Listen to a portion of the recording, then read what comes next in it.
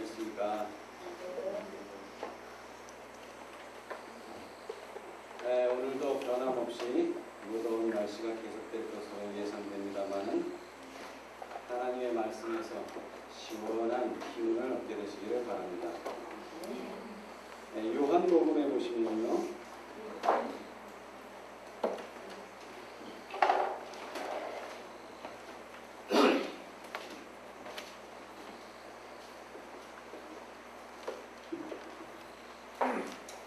요한복음 6장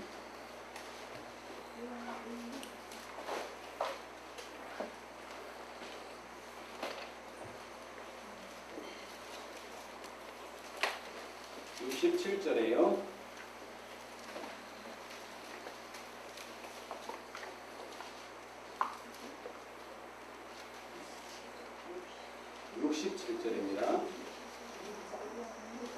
요한복음 6장 67절.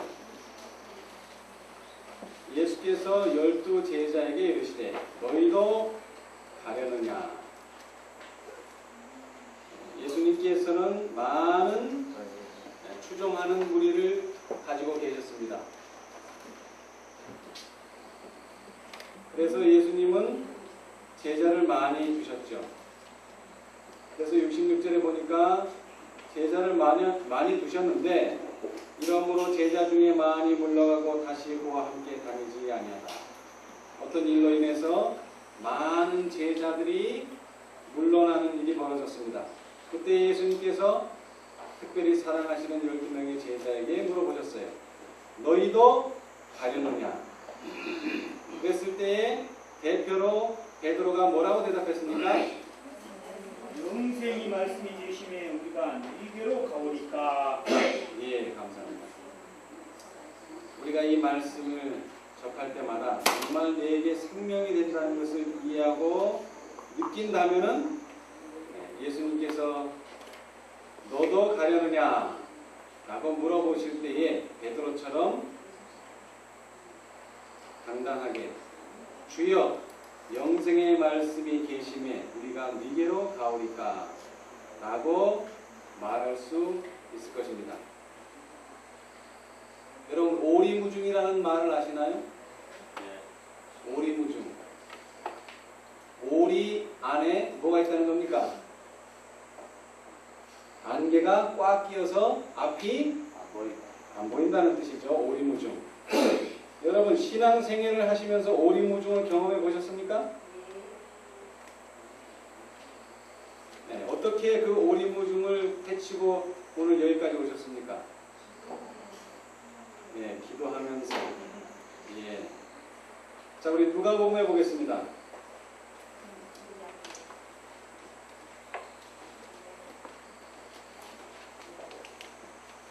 우리나라 속담에는 오리무중이라 이렇게 했는데 24장 13절에 보시면은 그날의 저희 중 누가복음입니다. 누가복음 24장 13절. 그날에 저희 중 둘이 예루살렘에서 25리 되는 엠마오라 하는 촌으로 가면서 이 모든 된 일을 서로 이야기하더라. 엠마오로 가는 두 제자의 이야기가 나옵니다. 엠마오는 예루살렘에서 얼마나 떨어졌다고요? 25리. 심리를 보통 몇 킬로로 계산합니까? 4킬로. 그러면 어느 정도 되죠? 10킬로. 상당히 가깝지는 않은, 걸어가기도 부담스러운 그런, 한나절은 가야 걸리는 그러한 거리였습니다. 걸어갈 때는 천천히 걸어갔어요. 왜 그랬을까요? 날이 더웠어요? 예, 제가 일기는 잘 모르겠습니다만 예수님이 언제 돌아가셨습니까? 6월절에 봄에 돌아가셨습니다. 그렇게 날씨는 덥지 않았던 것 같아요. 근데 왜 천천히 갔느냐? 걸을 힘이 없어서. 왜 걸을 힘이 없습니까? 네, 그렇게 추앙하고 그렇게 모시던 예수님이 갑자기, 그것도 그냥 평범하게 돌아가신 것이 아니고 죄의 누명을 쓰고 가야바의 법정에도 서고 빌라도도 얘기했지만 아무리 해도 뭐를 찾을 수 없다? 죄를 찾을 수 없는 죄 없는 분이 그것도 십자가에서 가장 극악한 죄수들만 죽는다고 하는 그 극형을 당하시고 제자들이 보는 눈앞에서 돌아가셨어요. 이제 의지할 예수님은 없습니다. 그래서 이제 더 이상 예루살렘에 머물 이유도 없어요. 그래서 그는 이제 자신의 집 엠마오로 돌아가는데 그 거리가 얼마라고요? 25리. 그냥 보통 걸음으로 가도 오래 걸리는 길을 천천히 터덜터덜 걸어가면 더 오래 걸리겠죠. 예. 그래서 예수님께서 돌아가시고 그 슬픈 마음을 안고 돌아가는 이 25리가 갑자기 빠른 걸음으로 다시 예루살렘으로 돌아가게 됐어요.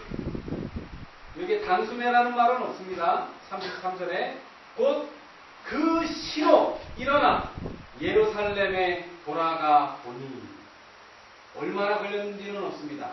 그러나 예언의 시는 분명히 잘 설명하고 있어요. 터덜터덜 걸어갔다고요? 네, 달려갔어요. 왜 달려갔을까요?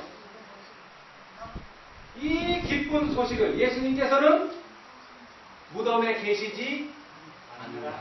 그분은 이미 부활하셨다.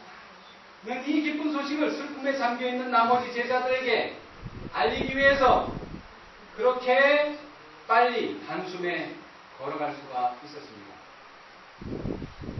우리가 신앙을 하는 데 있어서 기도도 필요하고 여러 가지가 필요하겠습니다만 가장 중요한 것은 영생의 말씀이 우리에게 있다는 것입니다.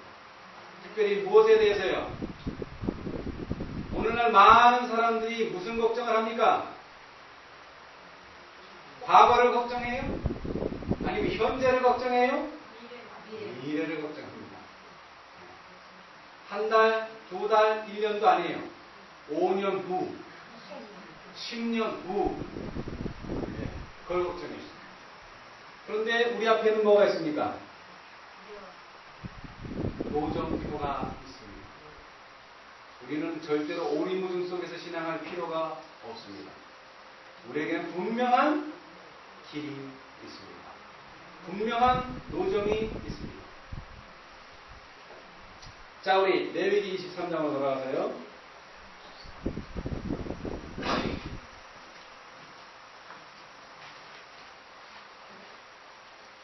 여기에 23장의 전체 내용이 뭐라 그랬죠? 여호와의 절기.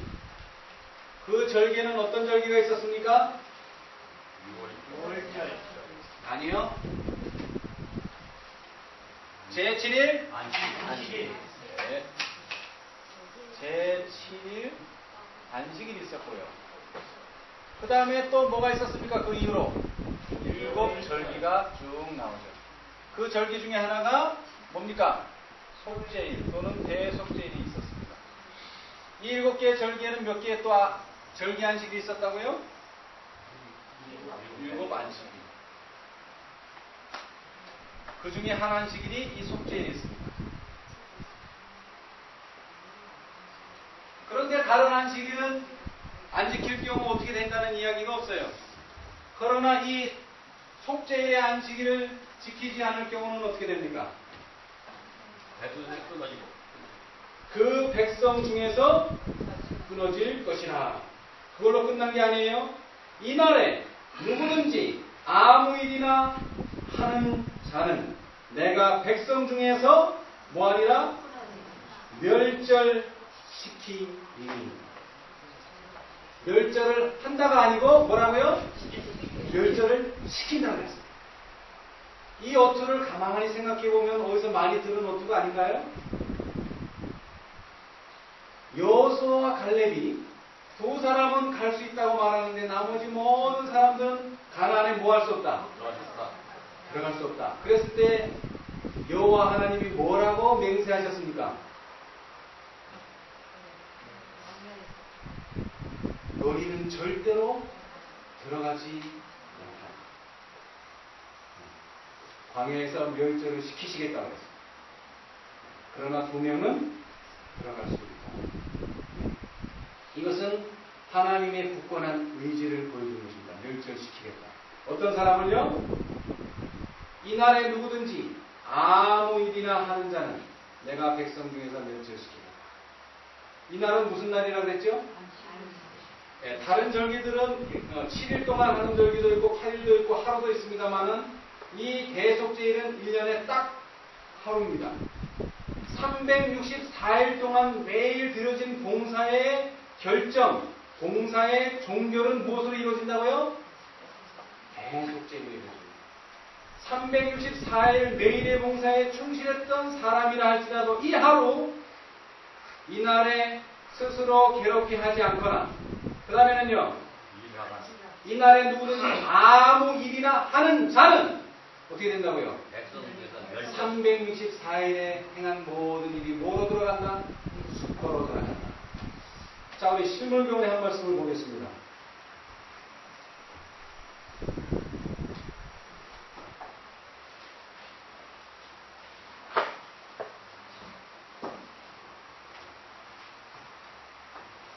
(118페이지요) 실물교훈 118페이지.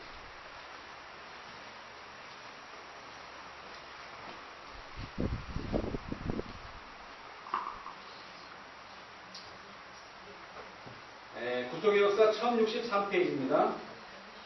오른쪽 단에요. 중간에 보시면 세상에는 하늘 진주를 항상 찾고 있는 것 같이 보이는 사람들이 있다. 그러나 그들은 저희의 좋지 못한 습관을 완전히 끊어버리지 않는다. 그들은 그리스도께서 저희 안에 사시게 하기 위하여 자신에 대하여 죽지 않는다. 그러므로 그들은 귀한 진주를 얻지 못한다. 그들은 불순한 야망과 세상에 대한 애착을 극복하지 못했다. 그들은 십자가를 지고 극기와 희생의 길을 걸으시는 그리스도를 따라가지 않는다. 그들은 거의 그리스도인이 되기는 하였으나 아직 완전한 그리스도인은 아니다. 그들은 거의 하늘에 가까이 이른 것 같이 보이나 그곳에 들어갈 수는 없다. 구원을 거의 얻었으나 온전히 얻지 못했다는 말은 거의 잃어버렸다는 말이 아니라 완전히 잃어버렸다는 것이다. 사도 바울이 뭐라고 설명했어요? 우리가 경주를 하는데 거기는 2등, 3등도 있다고요? 없어요. 이기는 자밖에는 없어요. 이기는 자 외에는 다 뭐 하는 자입니까? 지는 자입니다. 많은 사람들이 이야기해요. 내가 이것도 하고 저것도 하고 뭐도 하고 했는데 결국에 가서 뭐가 되지 않으면요. 결국에 가서 저희의 좋지 못한 습관을 많이 끊어버리는 게 아니고 뭐라고요? 완전히 끊어버리지 않는다면 십자가를 지고 십자가에 못 박히는 예수님과 함께 죽지 않는다면 거의 그리스도인이기는 하지만 무슨 그리스도인은 아니라고요? 완전한 그리스도인은 아닙니다. 99%는 아닙니다. 99%가 아니라 100%가 필요합니다. 그래서 나는 구원을 거의 얻을 뻔했다가 아니라 얻지 못한 것은 다 잃어버린 거예요. 완전히. 이 목표를 잃어버리시면 안 됩니다. 이것이 대속제일에 우리에게 주는 교훈입니다. 우리는 완전한 구원을 얻어야 합니다. 거의 구원받을 뻔했다가 아니라 구원을 받아야 합니다. 그래서 이 대속제일의 경험을 한 사람들은요, 또 하나의 특별한 축복을 받게 되는데, 자, 이렇게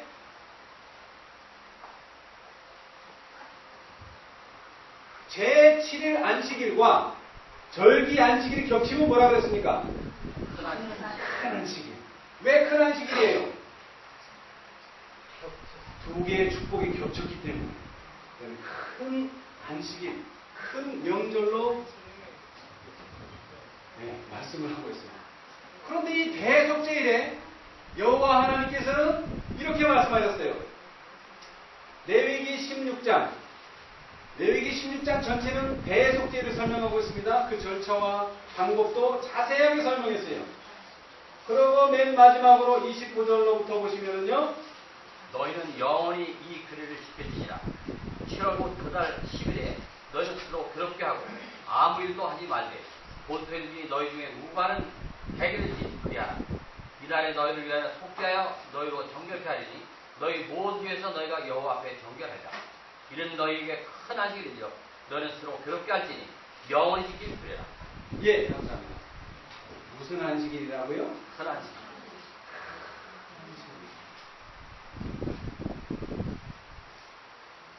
제7일 안식일과 그 다음에 절기 안식일이 만나는 것만큼이나 이 하루는 어떤 날이라고요?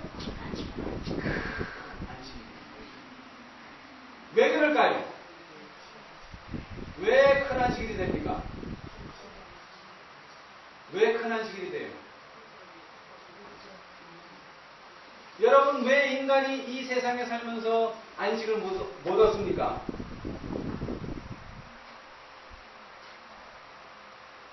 왜 안식을 못 얻어요? 왜 마음이 평화롭지 못해요? 예? 그것은 바로 죄라고 하는 것이죠. 다윗이 그래서 죄 없는 상태를 얼마나 잘 묘사했습니까? 너무나 행복하고, 여러분, 이 인간의 두뇌에서 나오는 여러 가지 행복 호르몬이 있죠? 여러분이 잘 아시는 무슨 호르몬이 있습니까? 엔돌핀. 근데 이 과학자들이 연구해 보니까 엔돌핀보다 더 강력한 호르몬이 있어요. 그 이름이 뭡니까? 도파민이라. 우리 남녀가 우리가 보기에는 저 여자는 왜 저 남자를 좋아하고 저 남자는 왜 저 여자를 좋아할까? 내가 보기엔 저 남자는 흠이 있고 내가 보기엔 저 여자는 흠이 있는데, 근데 도파민이 나오면요 그런 게 안 보여요. 이제 우리가 소위 말하기는 콩깍지가 씌었다. 눈이 나빠서가 아니라 그 나오는 행복 호르몬에 의해서 모든 소소하게 잘못된 게 하나도 안 보이는 거예요. 네. 그런데 죄의 도마를 받은 그리스도인의 상태가 도파민을 맞은 상태가 된다. 그래서 여기 뭐라 그랬어요? 이 속죄일이야말로, 이 속죄일에 정말 스스로 괴롭게 해서 정말 죄의 도마를 받은 백성, 그 자녀들은 정말 그 안식일은 어떤 안식일이다? 네, 도파민이 나오는 안식일. 네. 그래서 하나님께서는 이 놀라운 경륜을 계획해 놓으셨던 것입니다. 자, 그런데 한번 봅시다.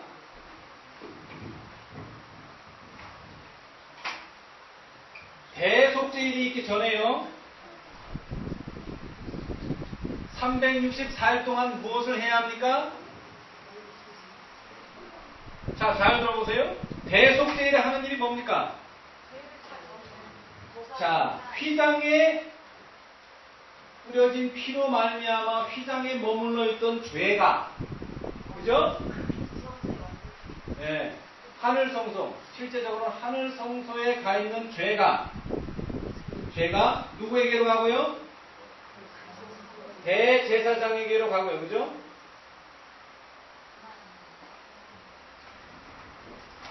대제사장에게로 가고, 대제사장은 또 이 죄를 누구에게로요? 아사셀에게로 가고, 그죠? 그리고 이 아사셀은 결국 성경에 의하면 무인지경으로 가서 결국 어떻게 돼요? 죽게 되죠, 그죠? 그러면 이 휘장에 와 있지 않는 죄는 어떻게 될까요? 자, 여기 죄인이 하나 있습니다. 네, 한 가지 죄를 졌어요. 근데 고백하지도 않았고 제사도 드리지 않았어요. 그래서 이 죄가 그 죄인에게 있어요. 그런데 이 대속죄일 날 휘장에 있는 죄가 대제사장에게서 다시 아사셀에게로 가서 결국 이 아사셀이 죽게 되는 이 과정을 경험하려면 그 죄가 어디에 가 있어야 됩니까? 여기 가 있어야 돼요. 364일 동안에 매일의 봉사에 충실해야지만 그 364일 동안 쌓인 죄가 결국 고말이 된단 말이에요. 그렇죠? 예.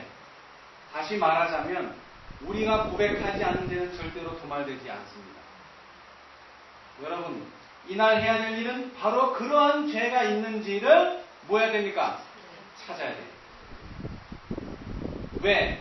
휘장이 없는 죄는 절대로 도말 도말되지 않습니다. 근데 중요한 것은, 자, 이게 회개한 죄인이요, 죄를 고백해서 희생 제물에게로 갔어요. 그죠? 그리고 그 희생 제물의 피를 통해서 어디로 갔어요? 휘장으로 갔어요. 아니, 그러면 이 복잡한 단계를 거치지 말고 그냥 죄인의 죄가 어디로? 아사셀에게로 그냥 직접 가면 얼마나 간단해요. 그렇죠? 간단하잖아요. 뭐 이렇게 가가지고 와가지고. 근데 왜 하나님께서는 이렇게 경영을 하지 않으셨을까요?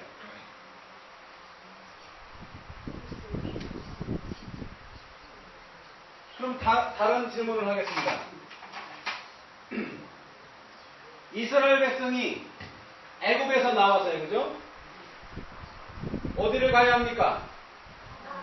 가나안을 가야 합니다.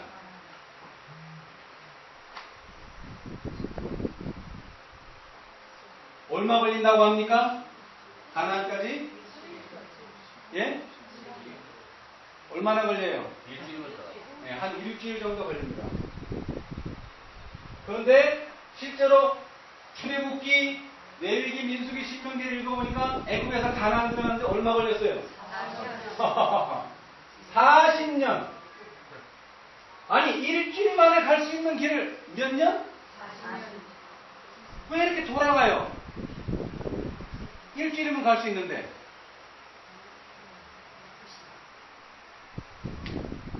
제가 이 남자들은 다 군대를 가야 됩니다. 이 군대에 가면요, 사람이 그 군인들이 자는 숙소가 있죠. 막사가 있어요. 여기가 이제 출입구입니다. 여기 제일 안쪽이고. 어떻게 잠을 자느냐면은 여기에 자는 사람이 제일 어떤 사람입니까?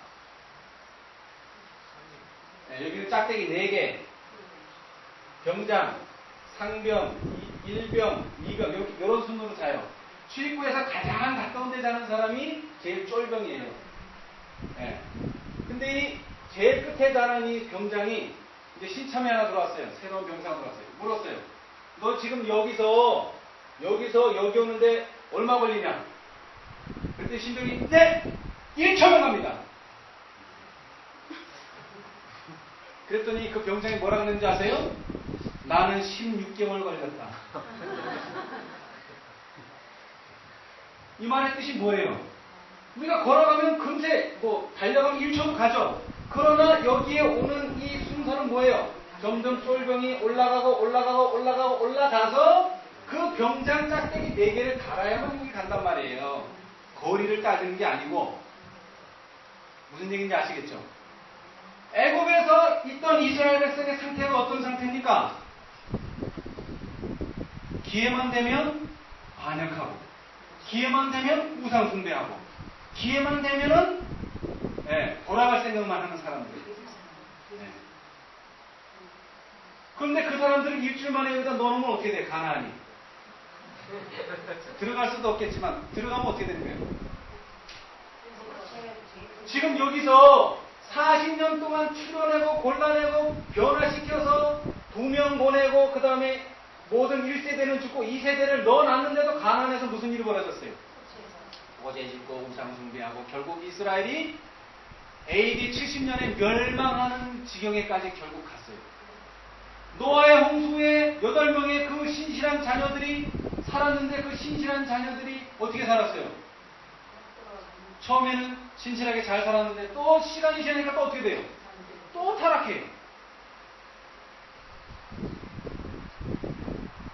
자, 하나님께서 간단하게 십자가에 달리실 것도 없고 말씀으로 너희는 구원받아라. 그러면 말씀은 뭐가 된다고요? 능력이 되고 그대로 이루어집니다. 근데 왜 하나님께서 그렇게 안 하시냔 말이에요. 이 간단한 방법이 있는데 왜 이게 또 희생제물로 가고 피로 가고 휘장으로 가고 배설에 뭐 이렇게 복잡해요? 여러분 이거 간단하게 보이세요? 이거? 간단하게 보이세요? 복잡하죠? 왜 이렇게 복잡해졌어요?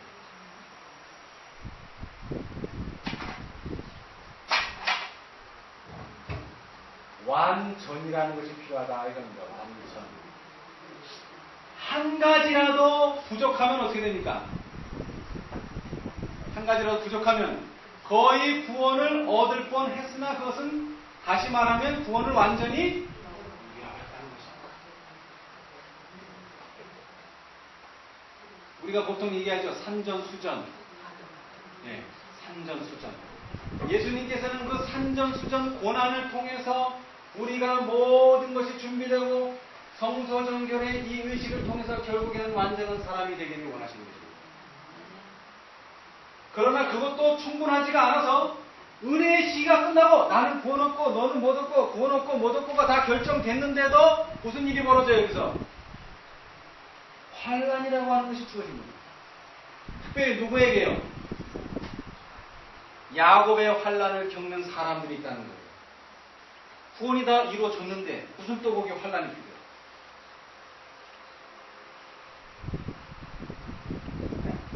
나는 구원 얻고 못 얻고가 다 결정이 됐는데 왜 거기 또 환난이 필요하는 거예요? 많은 사람들의 최종 목적이 무엇입니까?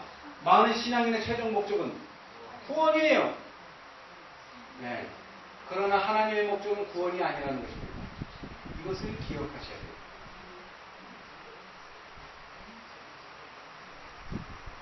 자, 오늘은 전쟁에 대해서 좀 얘기해 보겠습니다. 성서정결과 함께. 하늘에 뭐가 있었다고요? 네, 전쟁이 있었다고. 그거 어떻게 합니까? 봤어요? 예, 저는 보지 못했지만 말씀에 기록되어 있으니까 분명히 전쟁이 있었어요. 자, 전쟁이 있었어요? 어디에서요? 하늘에서. 자, 그런데 전쟁의 결과 어떻게 됐습니까? 자, 예수님과 누구 사이의 전쟁이요? 사단과의 전쟁입니다. 누가 이겼다고요? 예수님이 이겼어요. 그죠? 예수님이 이겼어요. 왜 이겼습니까? 예수님이 왜 이겼어요?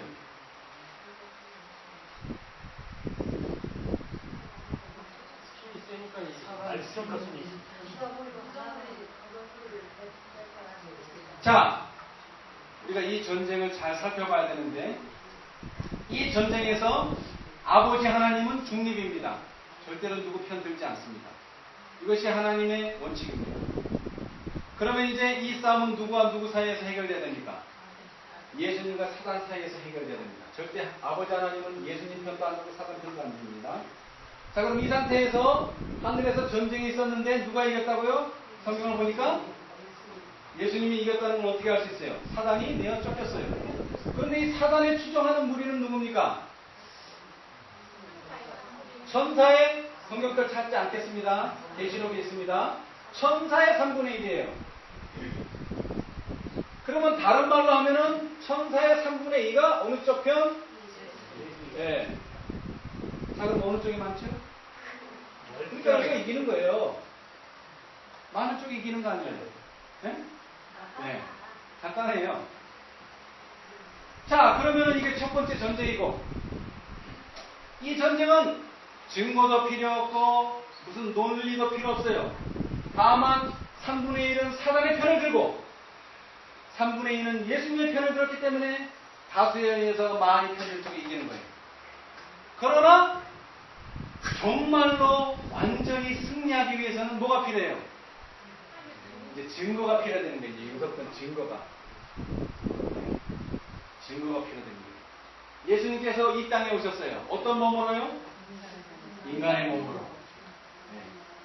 그래서 예수님이 33년 반 동안을 사셨지만 사단의 정체가 드러났어요? 안 드러났어요. 어디에서 드러났어요? 증거가. 십자가에서.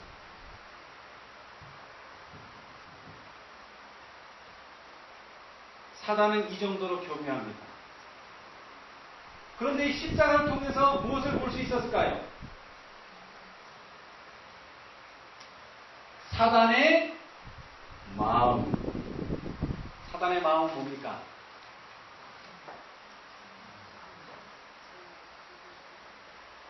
이사야 14장 12절은 뭐예요?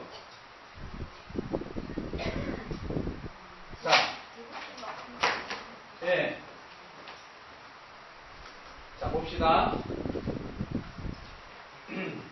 자, 여기 하나님이 계시고요. 하나님보다 좀 못한 존재 누가 있죠? 천사가 있습니다. 그러나 천사보다 조금 나은 존재 누구죠? 천사장이 있습니다. 천사보다 조금 못한 뭐가 있습니까?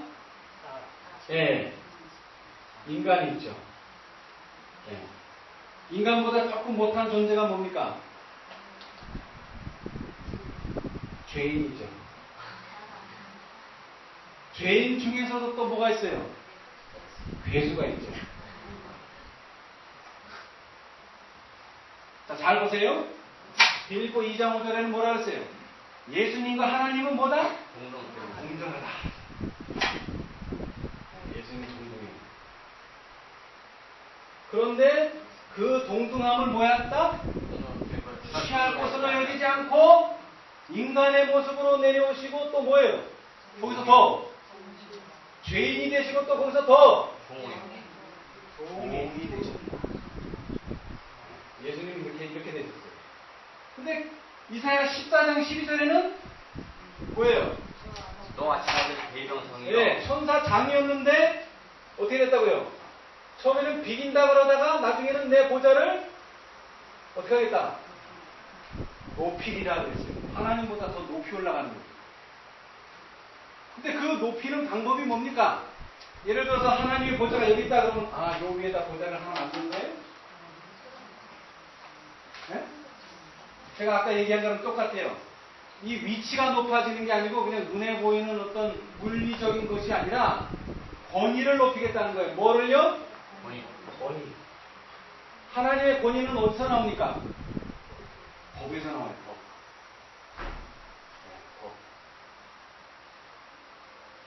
법을 뭐 할 수 있으면 고칠 수 있으면 뭐예요? 고치는 권위에서 그 전에 만든 법을 만들었던 사람 하나님보다 새로 고친 사람이나 새로 고친 어떤 존재가 권위가 더 높아집니다. 그래서 여기에도 보시면 나오지만은 사단은 다른 얘기 안 합니다. 자꾸 법 가지고 얘기해요. 천사에게는 무용하다, 결함이 있다, 순종할 수 없다, 공의와 자비가 조화되지 않는다. 그래서 결론적으로 뭐 해야 된다? 변경되어야 합니다. 이것이 사단의 주장입니다. 그러나 예수님은 뭘 보여주셨어요? 하나님이 죽을지라도 뭐 할 수 없다?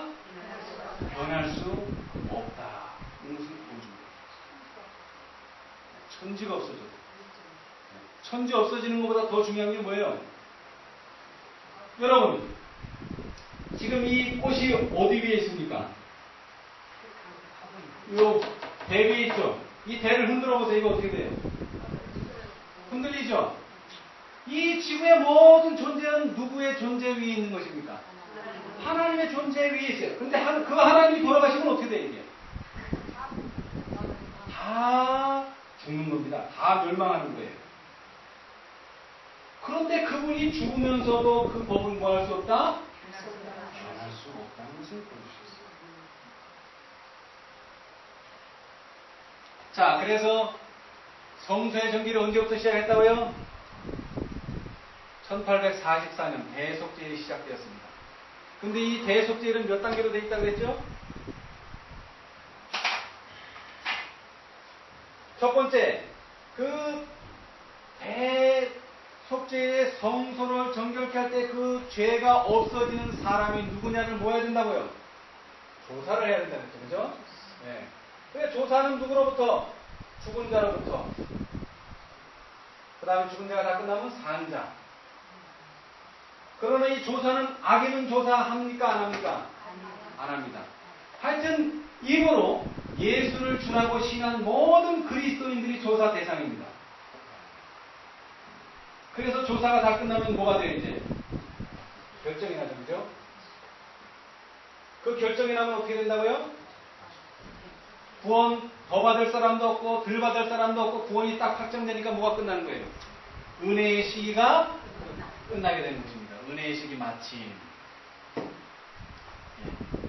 그리고 이 은혜의 시기가 마치면 어떻게 돼요? 결정이 되면 집행을 해야 될 거 아니에요. 집행. 이것이 단계상으로는 세 단계 아주 짤막하게 보이지만 그 일은 1844년으로부터 시작해서 1000년 동안의 기간을 지나고 그 후에 그리스도의 대관식이 끝난 다음에 가서야 실제적인 이 집행이 이르러 오게 되는 것입니다. 그러나 중요한 것은 이러한 일이 있기 전에 이러한 사실을 누구에게 알려야 됩니까? 이 세계에 사는 모든 사람에게 알려야 되죠. 그렇죠? 그래서 이 일요일 휴업령 때 우리가 늦은 비를 받고 크게 외치게 된다 이겁니다. 누가 듣도록요? 나라와 족속과 방언에 있는 모든 사람들이 성소가 정결케 된다는 대속죄해야 한다는 사실을 듣게 된다 이것이죠. 그래서 사람들은 그 들은 것을 가지고 스스로 뭐하게 됩니까? 선택하게 될 것입니다. 그 선택이 끝나면 은혜의 시기가 마쳐지지만 이 은혜의 시기가 마쳐진다고 해서 의인이 구원을 얻는 것이 아니고 의인은 다시 한번 연단을 받게 됩니다. 7장을 통해서요. 자, 이제 거기에 대한 설명을 좀 읽어보겠습니다.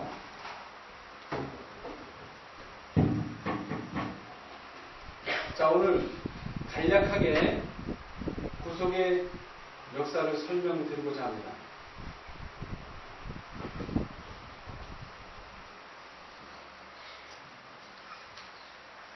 자, 각시대 대쟁투요. 각시대 대쟁투 마지막을 보시면 시간적으로 잘 설명이 되어 있습니다. 집에 가서 한번 읽어보십시오.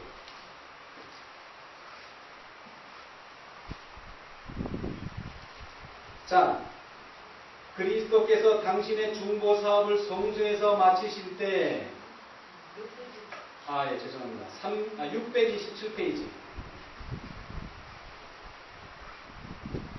초기문집엔 뭐라고 이렇겠습니까? 14만 4천의 수가 차니까 향로를 내 던지시면서 다 되었다. 뭐가 다 됐습니까? 성소 정결이 다 되었다. 죄의 도망이 다 됐다. 그렇게 성소에서의 중보 사업이 마칠 때 짐승과 그 우상에게 경배하고 그 표를 받는 자들에게 이미 경고한 자비가 섞이지 않은 진노가 내릴 것이다. 하나님께서 이스라엘을 구원해 내시려 하셨을 때 애굽에 내린 재앙은 하나님의 백성의 마지막 구원 직전에 이 세상에 내릴 더욱 무섭고 큰 규모의 형벌과 성질상 유사한 것이었다. 다시 말하면 뭐예요 이게?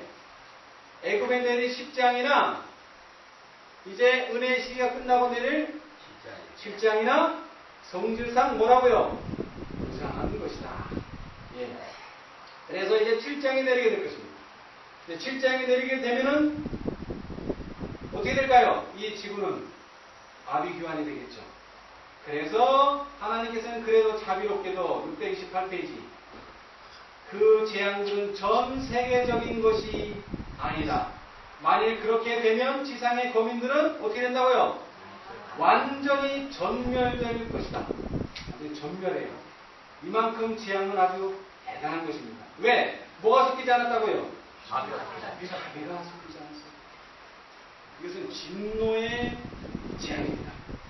그러나 이 재앙 동안 그리스도인들이 왜 핍박을 당하고 고난을 당합니까? 왜 야곱이 환난을 당해요? 이 재앙의 근원이 뭐라고요? 바로 너 때문이다. 그래서 너희를 어떻게 된다? 죽여야 된다. 그래서 우리는 뭐예요? 죽음에 시달리게 됩니다. 죽음에.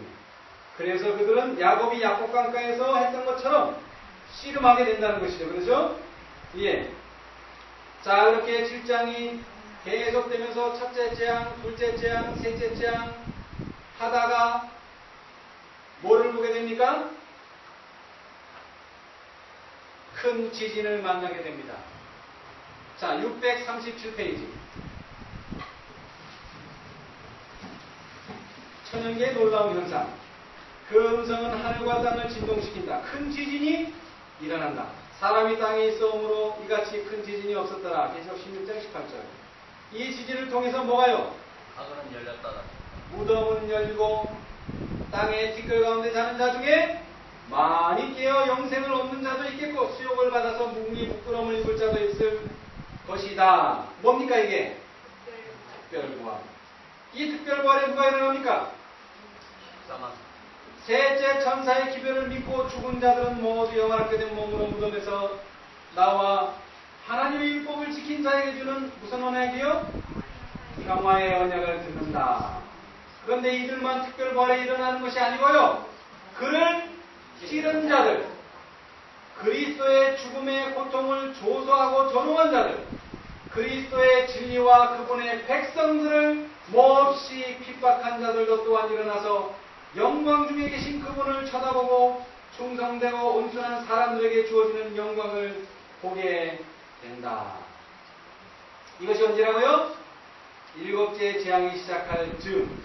그리고 나서 뭐가 보여지게 됩니까?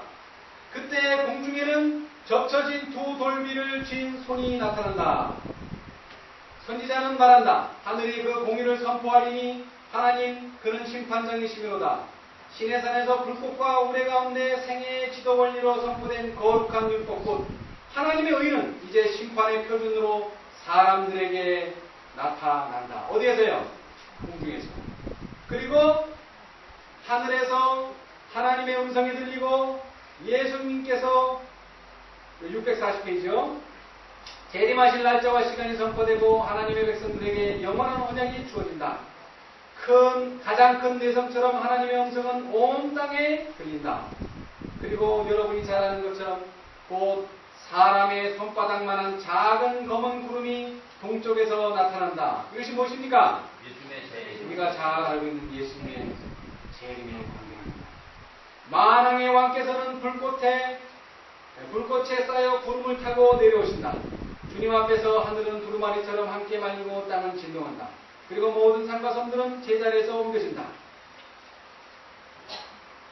땅이 흔들리고 번개가 번쩍이고 우레가 소리를 그게 아니고 참 그렇게 오시고 나서 하시는 첫 번째 일이 뭡니까? 예수님께서 재림하시고 부활. 땅이 흔들리고 번개가 번쩍이고 우레 소리가 요란한 중에 하나님의 아들의 음성이 자는 성도들을 불러 일으킨다.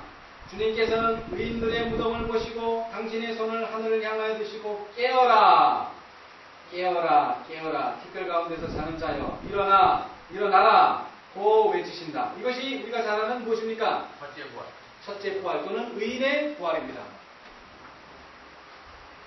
여기 있죠? 의인의 부활.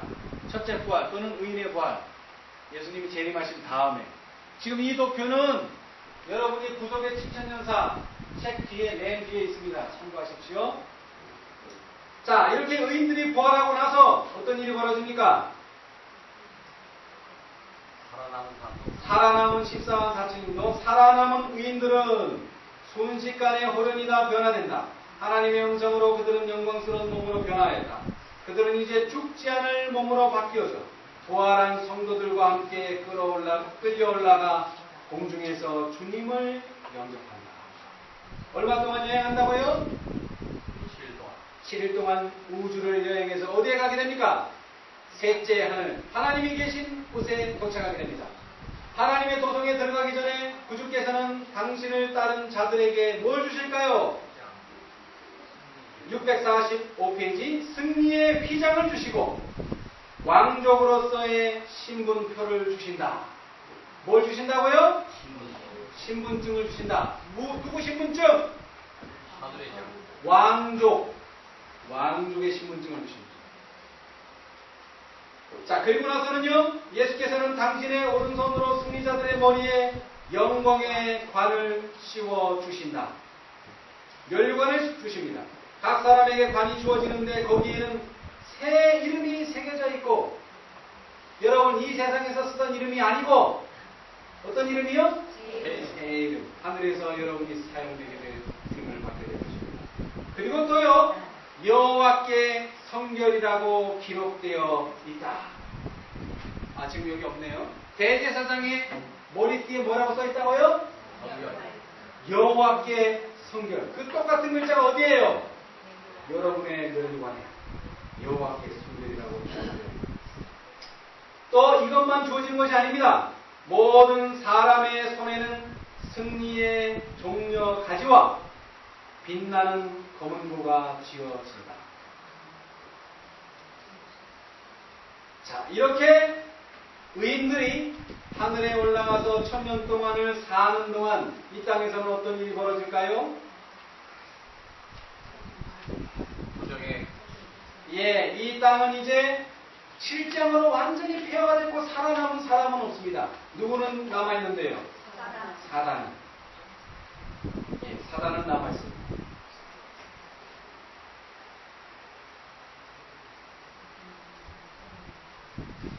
자, 그러나 이러한 멸망이 있기 전에 이 말씀을 하나 참고로 읽어드리겠습니다. 모든 가증한 일로 인하여 탄식하며 우는 자의 이마에는 고의 표가 찍혔다. 에스겔의 계시에서 살육하는 기구를 가진 자들이 늙은 자와 젊은 자와 처녀와 어린아이와 그녀를 다 죽이되 이마에 표 있는 자에게는 가까이 말라. 내 성소에서 시작할지니라는 명령을 받은 것처럼 이제 멸망의 천사가 나간다. 선지자는 그들이 성전 앞에 있는 늙은 자들로부터 시작하더라고 말한다. 에스겔 9장 1절 6절에 있는 말씀입니다. 멸망시키는 일은 백성의 영적 보호자라고 공언하는 자들로부터 시작된다. 영적 보호자 누구요? 목사, 전도사, 장로, 이러한 지도급에 있는 사람으로부터 시작된다. 거짓 파수꾼들이 먼저 진멸당한다. 어떤 사람도 동정을 받거나 살아남지 못한다. 남자, 여자, 소녀, 어린이 모두 멸망한다. 그러나 이 1000년 동안 1000년간 사단은 그 황폐된 땅에서 방황하며 그가 하나님의 율법을 거스려 반역한 결과를 바라본다. 자, 아까 여기 얘기했죠? 지금 지웠는데요. 대제사장이 죄를 누구에게 고백한다고요? 누구에게요? 아사셀 염소에게.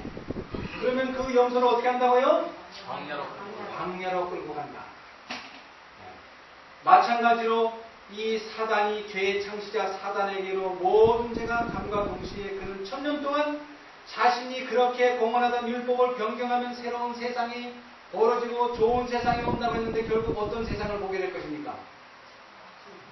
황폐된 땅을 보게 될 것입니다.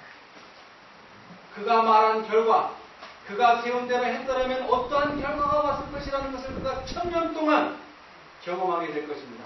1000년간 사단은 그 황폐된 땅에서 방황하며 그가 하나님의 율법을 거스려 반역한 결과를 바라본다.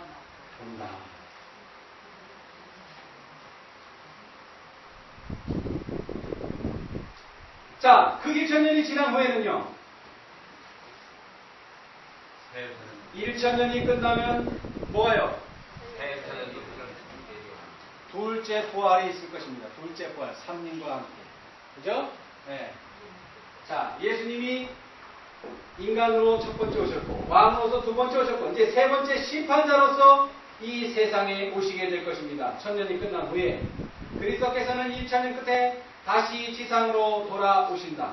그리스도께서는 부활하신 후 승천하신 곳이며 천사들이 재림의 약속을 되풀이한 장소 어디입니까? 감람산 위에 내려오신다. 자, 그러나 1000년이 끝나면 둘째 부활이 있을 것이기 때문에 이제 아담 이후로 죽었던 모든 악인들이 다 일어날 것입니다. 그렇죠? 그렇습니까? 안 그렇습니까? 그렇습니다. 그렇게 됐을 때 무슨 일이 벌어집니까? 하나님의 아들의 마지막 대관식이 있을 것입니다. 이 대관식은 의인들이 보는 앞에서 하는 것이 아닙니다. 누구요? 의인도 있고요, 악인도 있고요, 모든 이 세상에 살았던 사람들이 다 그 광경을 보게 될 것입니다. 하나님의 아들의 마지막 대관식은 하늘과 땅의 모든 거민이 모인 가운데 행해진다. 예수님께서 이 지상에 있을 때 내가 땅에서 들리면 누구를요? 모든 사람을 내게로 이끌겠다. 모든 사람. 자, 이제 다시 돌아가서요. 첫째 전쟁, 영적인 전쟁, 하늘에서의 전쟁은 3분의 1의 천사가 3분의 1의 천사를 이겼습니다. 두 번째 전쟁은 십자가에서 있었고요. 그 십자가를 통해서 사단의 정체가 분명히 드러났을 때 누가 승리했습니까? 예수님이 승리했어요. 왜 승리했습니까?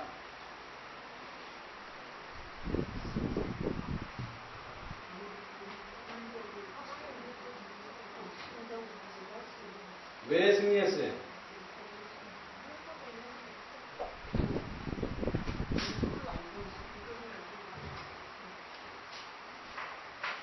자, 시대의 소망.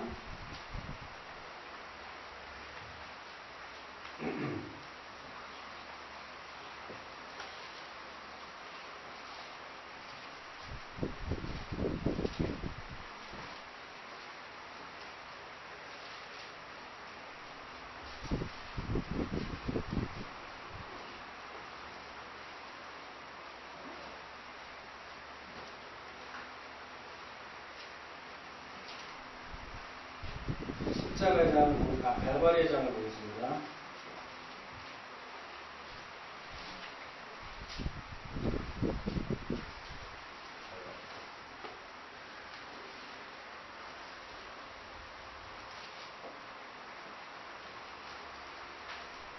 자, 658페이지.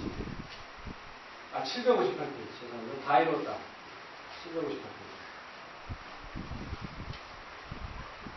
예수님께서 이 세상에 오셔서 33년 반 동안을 사셨지만 그리스도께서 죽기 전까지는 뭐가 나타나지 않았어요? 사단의 성격이 나타나지 않았습니다.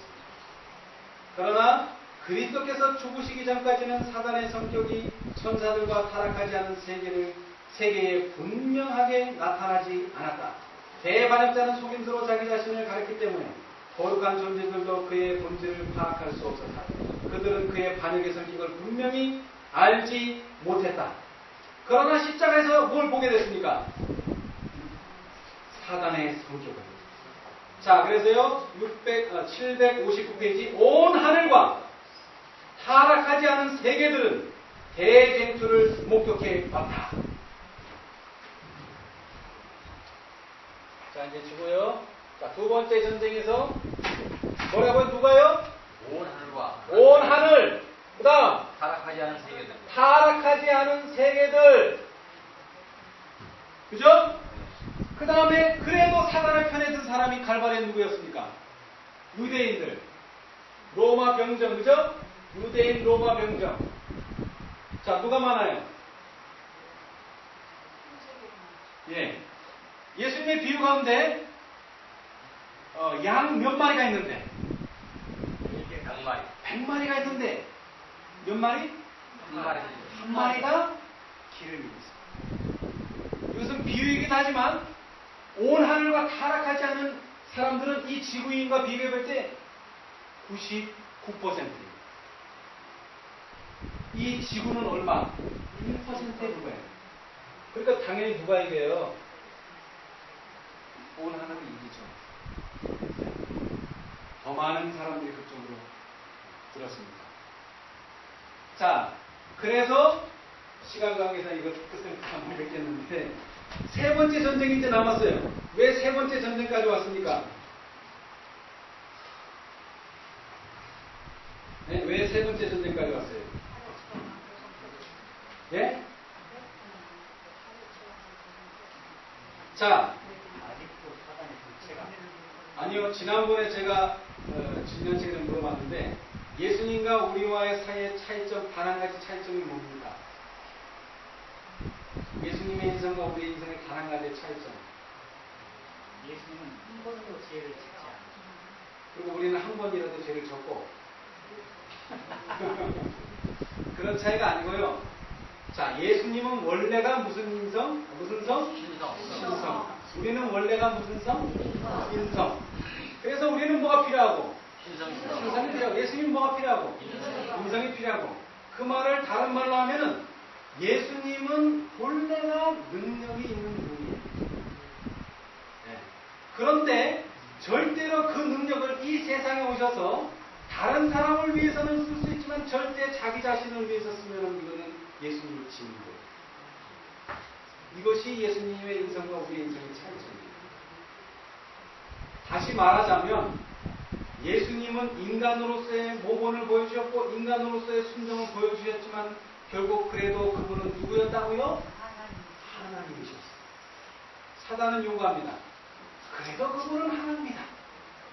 그러나 인간 중에서 그런 사람이 있느냐? 증거를 내라. 이렇게 나옵니다. 그래서 마지막으로 그 사람들이 형성되는데 그것이 무엇이라고요? 십자가는 사진이 되는 거죠. 자, 오늘 제가 이 하이라이트로 가장 말씀드리고 싶은 것은 사람들이 맨 마지막에 집행을 당할 때 결국 죽게 될 것입니다. 그러나 거기에서 한 사람도 억울해하는 사람은 없습니다. 그러나 오늘 여러분이 전도를 해보세요. 왜 우리가 내 마음대로 자유롭게 살지 왜 예수님의 억압에 의해서 예수님 마음대로 사느냐. 그리고 그 사람들은 신앙을 받아들이지 않습니다. 근데 그런 사람들이 왜 저 시간에 가서는 그래 내가 죽어야지라고 인정을 하느냐 이거예요. 지금은 인정하지 않는 사람들. 이것이 오늘날 우리가 풀어야 될 숙제고 이것이 오늘날 우리가 해결해야 되는 문제입니다. 제가 지난 시간에 여쭤봤죠? 악인들이 죽을 때 그 죄의 명목이 뭐라고요? 무슨 죄로 죽는다고요? 사기죄? 도적질죄? 모독죄? 무슨 죄로 죽을까요? 예수 믿지 않는 죄?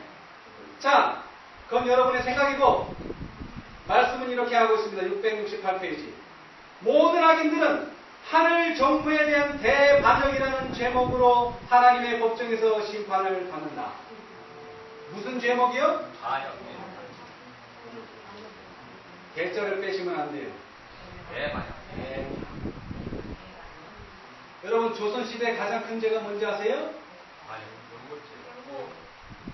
대역죄. 대역죄인들은 어떻게 하라고요? 삼족을 멸하라. 여기서 말하는 삼족은 뭐예요? 나의 부계, 나의 모계, 나의 척에. 삼족을 멸하라.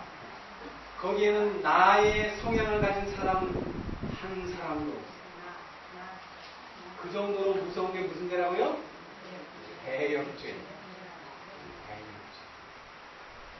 자, 기록책들이 펼쳐지자마자 예수님의 눈은 악인들을 주목하신다.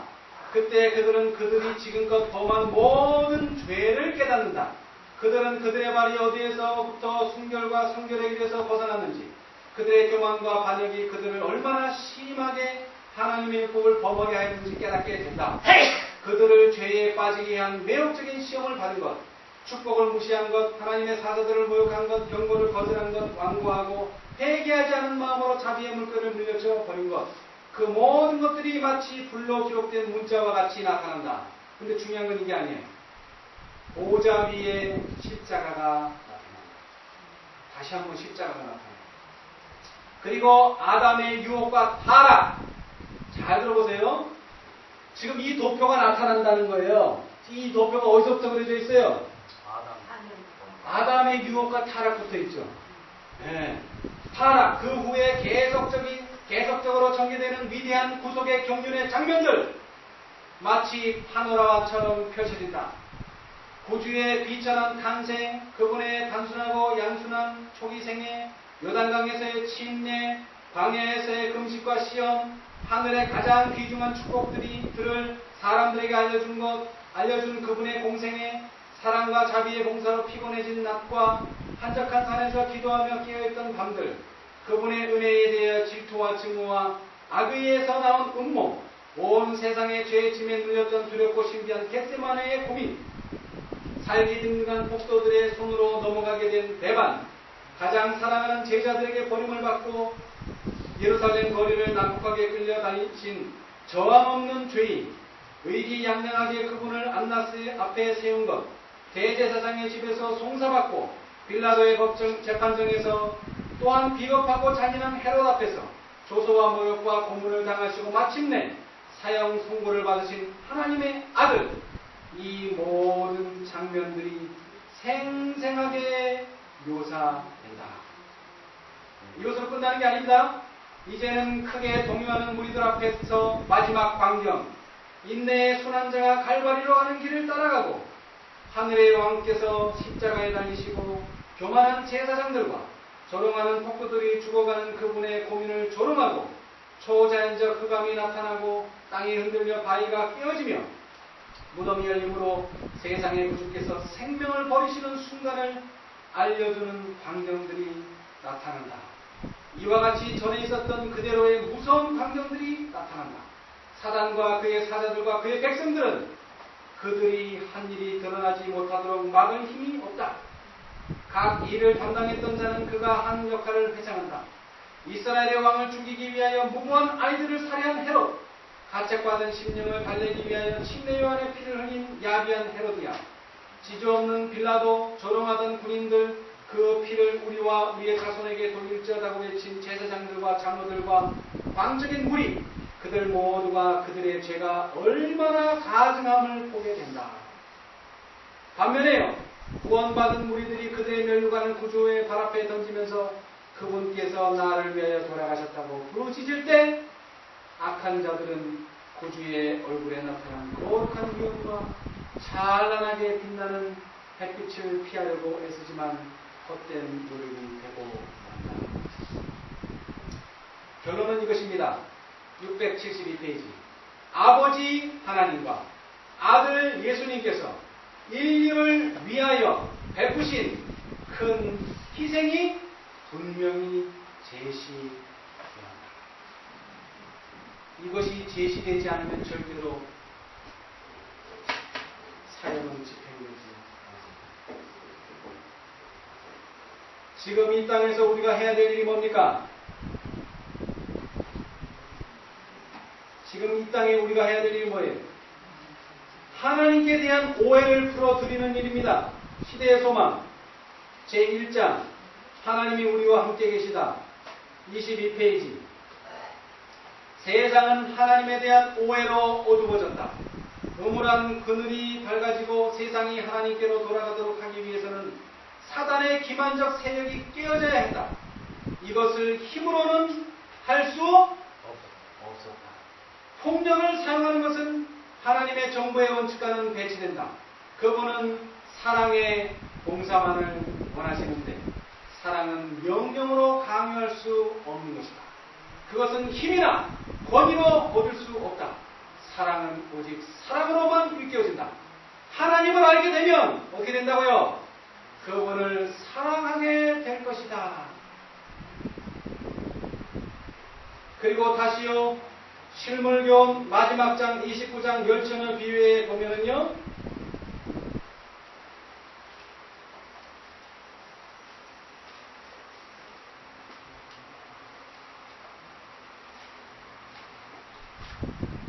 (415페이지) 이 세상을 덮고 있는 어두움은 하나님께 대한 오해의 어두움이다.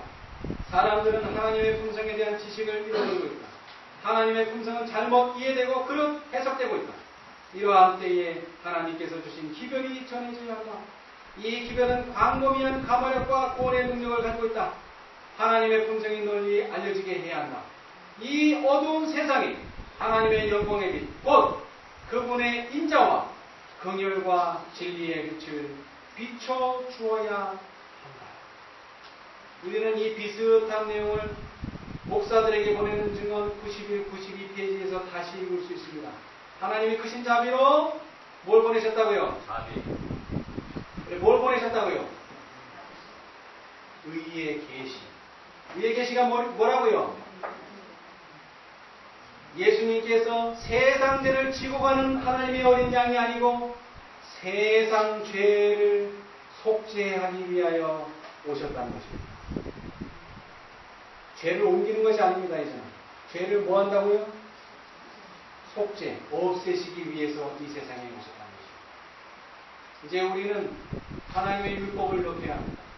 그러나 그 율법의 진정한 의미는 그분의 인자와 그분의 긍휼, 그리고 진리의 빛, 진실, 사단의 성격을 분명히 드러내는 것입니다. 아멘. 그것은 무엇으로 이루어집니까?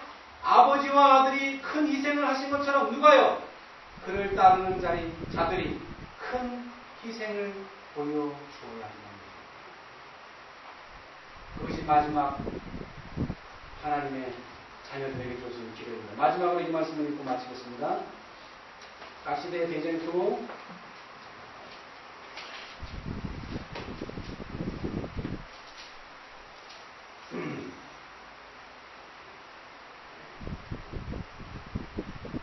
431, 432 1844년의 시기가 지나감에 따라 재림의 신앙을 여전히 간직하고 있는 사람들은 큰 시련을 받았다. 그들의 진정한 입장을 분명히 확인해주는 일에 관한 그들의 위안과 안도감을 주는 유일한 것은 그들의 마음을 하늘의 성소로 이끌어주는 빛이었다. 그런데 어떤 사람들은 예언적 계산에 대한 이전의 믿음을 버리고 재림운동에 수반되었던 성령의 큰 능력을 인간 혹은 사단의 능력이라고 말하였다. 그러나 다른 한 무리들은 과거의 경험을 통하여 하나님께서 그들을 인도하신 사실을 굳게 믿고 요동치 않았다. 그들은 하나님의 뜻을 알기 위하여 기다리고 깨어있어 기도한 결과 마침내 그들은 대제사장께서 다른 단계의 봉사사업에 들어가셨다는 사실을 알게 되어 믿음으로 주님의 뒤를 따라갔을 뿐만 아니라 교회의 마지막 사명이 무엇인지도 깨닫게 되었다. 그들은 첫째와 둘째 천사의 기별을 분명히 이해했으므로 요한계시록 14장의 셋째 천사의 엄숙한 경고를 받을 세계에 전할 준비가 갖추어졌다. 우리 모두가 다 세상에 전할 이 엄숙한 경고를 준비하는 저와 여러분이 되시기 바라면서